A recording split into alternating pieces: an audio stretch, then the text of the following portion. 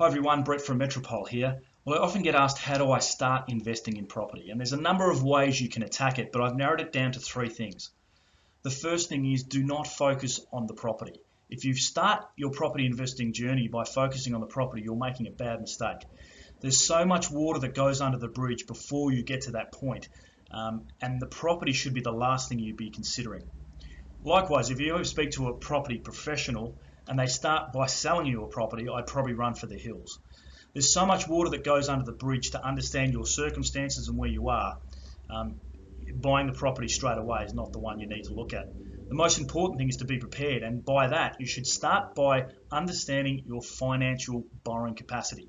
So speak to a professional finance strategist, not a bank or someone who does boats and caravans and cars, but a property specific finance strategist that can help you understand your borrowing capacity. And from there, I'd recommend doing a couple of things. Firstly, just because you're approved for $700,000 or $800,000, it doesn't mean you have to spend it. So work within your comfort zone.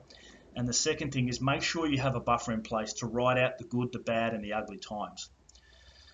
Once you have that pre-approval in place, you're all ready to go. Don't go out and start looking at property straight away. Actually consult with someone and get some advice.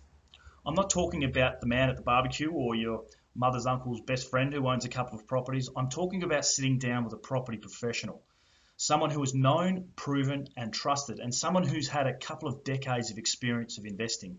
So they're going to be able to work in your best interest and give you a clear strategy and a plan. Begin with the end in mind and then start to put the steps in place to get there. 92% of investors in Australia really only own one or two investment properties.